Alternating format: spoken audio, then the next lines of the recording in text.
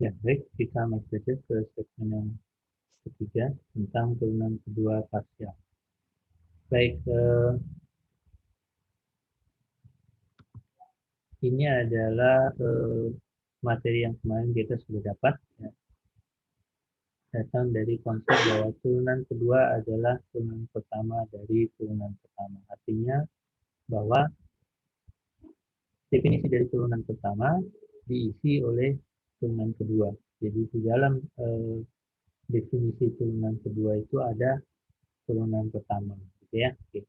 Nah, apa yang kita ceritakan di bab yang terdahulu adalah bahwa ini ada f aksen x plus delta x dikurangi f aksen. Ini menunjukkan bahwa eh, turunan pertama ada di dalam turunan kedua. Nah, eh, kalau kemarin turunan pertama merupakan definisi dari koefisien garis lurus, gitu ya, kemiringannya, kecuramannya, kelandaiannya, gitu ya, maka di sini kan ada dua garis lurus, ada dua koefisien garis lurus. Ini satu adalah f aksen plus delta x, yang satunya lagi f aksen x. Ini menunjukkan selisih dua besaran koefisien arah. Jadi di dalam contohnya diberikan yang misalnya 100 dan 20, ya, seperti yang ini di bawah. 100 dikurangi 20 lebih besar dari 0. Kalau 20 dikurangi 100 itu lebih kecil dari 0, gitu ya. Sehingga nanti ini dalam grafiknya akan terlihat bahwa yang minus lebih kecil dari 0, maka dia akan melengkung ke kanan. Yang lebih besar dari 0 itu melengkung ke kiri, gitu ya. Oke. Nah, kita copy paste dan modifikasi, ya, kita lakukan terhadap turunan kedua untuk yang variabel atau fungsi majemuk, ya. Ini ada 4 di sini variasinya. Dari mana 4-nya?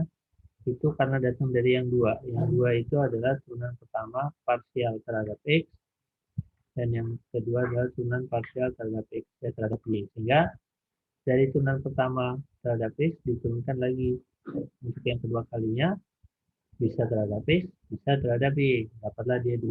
Kemudian yang kedua juga adalah turunan yang pertama yang terhadap y.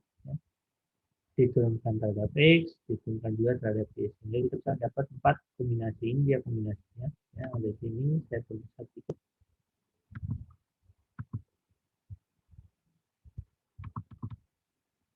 Ini atau saya perbesar lagi kali supaya lebih kelihatan.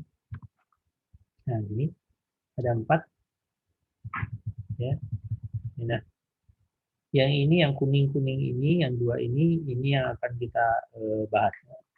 Adapun yang biru ini sebenarnya juga akan kita bahas, tetapi hanya untuk latihan bagaimana cara kerja turunan parsial kedua dibentuk, gitu ya. Tetapi manfaat atau fungsinya tidak kita kembangkan.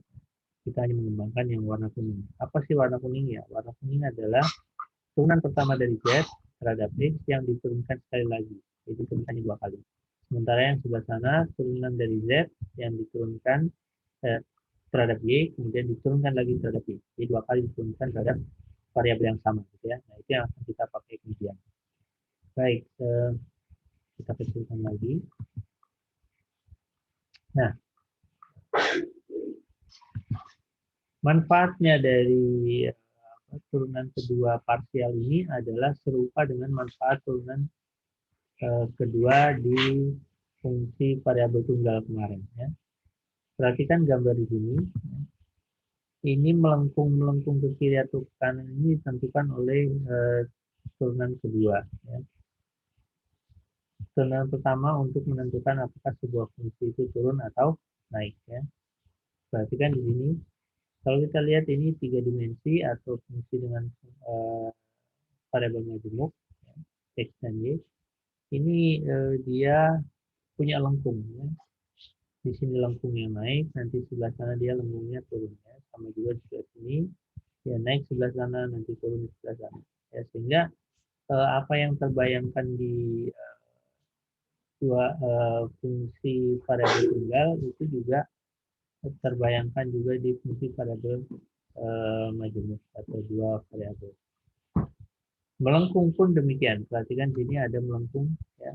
Ini yang melengkungnya satu arah aja. Ini mau dari mana jadinya akan melengkung sama gitu ya. Ini kebetulan yang bentuknya adalah cungkup gitu kan. Satu lagi adalah yang bentuknya mangkok. Yang cungkup ini adalah yang maksimal, sebuah titik di puncaknya di cungkup tadi. Sementara kalau di mangkuk adalah yang di dasar daripada mangkuk tadi, ya. Itu adalah titik minimum. Nah, perlengkapan fungsi kedua itu dipergunakan di sini, ya, untuk melihat melengkungnya si grafik fungsi ini, ya. Berarti kan ini bidang singgung, ada yang datar ini bidang singgung. Kalau di sini adalah garis singgung, berarti kan ini ada garis singgung mendatar. Ini juga garis singgung mendatar. Maka di sini yang didefinisikan adalah bidang singgung yang mendatar. Ini bidang singgung mendatarnya pink, ini pink, ya, adalah bidang singgung. Ya, baik. Nah, itulah fungsi untuk turunan pertama dan kedua di fungsi majemuk. Ya. Jadi kurang lebih sebenarnya sama fungsinya dengan yang di fungsi variabel tunggal. Ya. Baik.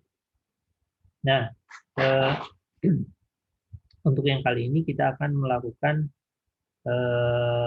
pembentukan turunan yang kedua dari fungsi-fungsi turunan pertama yang sudah kita miliki. Oke. Yang pertama yang terhadap X, ya, maka kita turunkan. Ini ada 2X, maka diturunkan jadi 2. Ini Y diturunkan jadi 0, maka dapatnya adalah 2. Oke.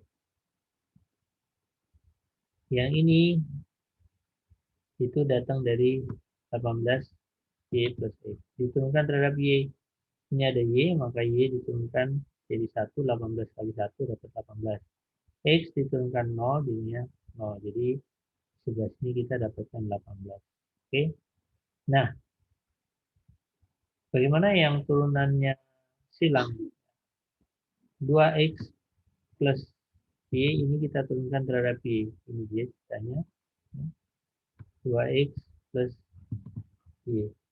Maka yang kita perlu perhatikan adalah yang Y-nya. Di sini Y-nya ada Y diturunkan jadi 1. Tapi di sini 2X diturunkan jadi 0. Demikian juga sebaliknya, 18Y plus X ini kita turunkan terhadap X. 18Y-nya itu kita turunkan jadi 0 karena dia tidak ada unsur X-nya. Sementara X-nya ada di sini. X diturunkan terhadap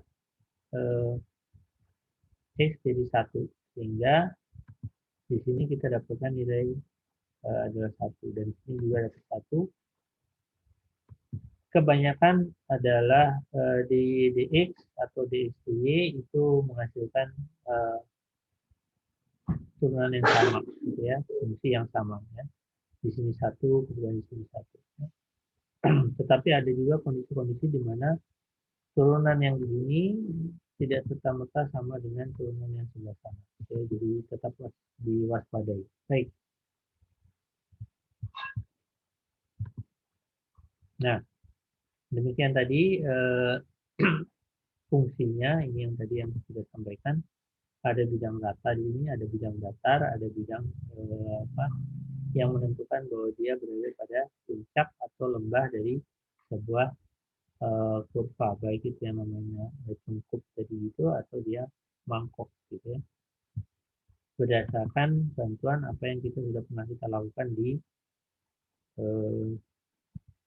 fungsi untuk variabel tunggal, ya.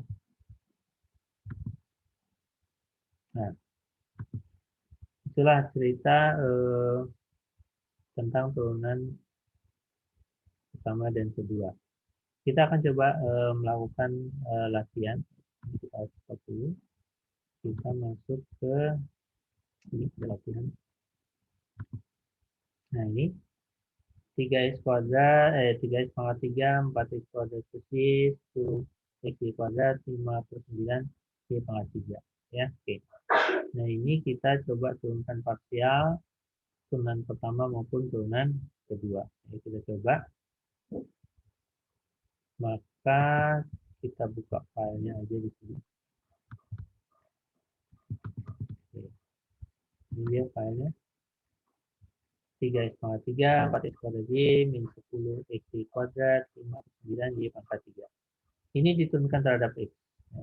Kalau diturunkan terhadap X, maka 3x pangkat 3 jadi 3x kuadrat. Ini ada X kuadrat menjadi 2x. Yang ini X pangkat 1 diturunkan jadi 1. Ini Y-nya tidak bergerak karena dia posisi dia adalah posisi yang tidak berubah. Jadi dalam hal menempel terhadap variabel maka dia fungsinya jadi koefisien. Koefisien ya tidak akan berubah, turun ke bawah, 4 turun ke bawah jadi koefisien, 2 turun ke bawah juga jadi koefisien. Nah, ini juga 10 turun ke bawah jadi koefisien, nggak berubah, X turunkan jadi 1 jadi koefisien. Ini juga Y kuadrat ini koefisien sehingga dia tidak diturunkan. Ya. Tetap hasilnya adalah Y kuadrat. Nah, di sisi yang paling kanan ini tidak ada unsur X-nya. Ketika dia tidak ada unsur X-nya, maka dia dianggap konstan. Ketika konstan, maka turunnya jadi 0. Gitu ya. Sehingga hasil akhirnya menjadi 9x kuadrat, 8xy, min 10y kuadrat. Gitu ya. Itu untuk apa? Diturunkan terhadap X. Bagaimana untuk yang diturunkan terhadap Y? Ini saya ambil.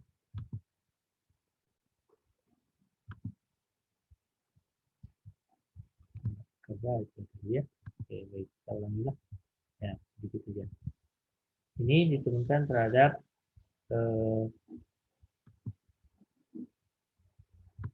ya, ini ulangi. Ini 9x kuadrat itu datang dari 3x pangkat 3. 8x ini diturunkan dari 4x ini ada kuadrat. X kuadrat cuma jadi 2x, yang lain koefisien jadi dia tidak berubah. Ini juga itu 10y kuadratnya ini adalah koefisien, maka dia turun. Tinggallah di sini x diturunkan jadi 1. Sementara di sisi yang paling kanan ini karena dia konstan, dia tidak dia dianggap sebagai konstan karena tidak ada unsur x-nya, diturunkan jadi 0. Maka hasil akhirnya 9x kuadrat, 8x, min 10x. Nah, yang berikutnya terhadap Y. Ya. Ini tidak ada unsur Y-nya, jadi diturunkan jadi 0. Ini yang unsur Y-nya di sini Y diturunkan jadi 1. Ini 4x kuadratnya jadi koefisien. Sebelah sini 10x itu yang menjadi koefisiennya. Y kuadrat diturunkan jadi 2Y. Nah, yang di sini adanya cuma Y, jadi 59 diturunkan jadi 59 tetap, kemudian Y pangkat 3 ini jadi 3Y kuadrat. Sehingga akhirnya menjadi nih, 4x kuadrat, 20xy, min 5 per 3 Y kuadrat. Ya. Oke. Nah, ini turunan keduanya seperti ini. Nah, turunan pertama yang tadi ini, ya kita lihat aja turunan pertama yang tadi yang ini. 9x kuadrat cuma jadi 9, 2x.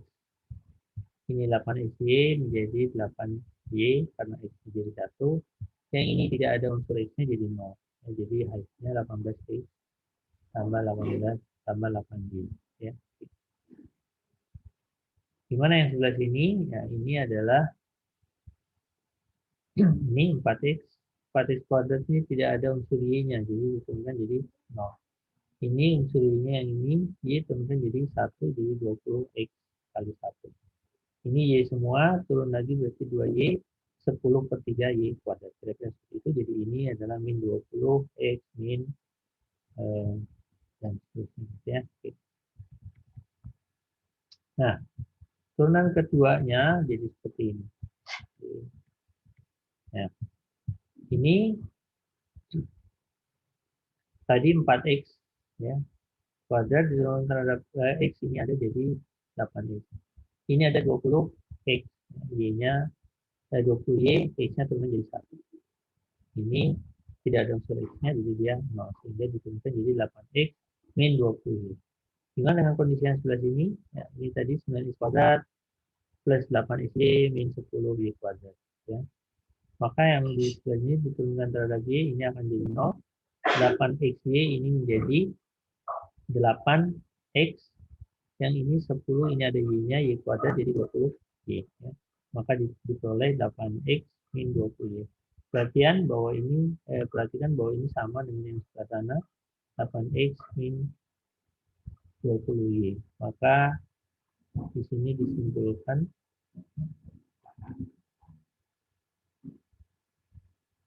nah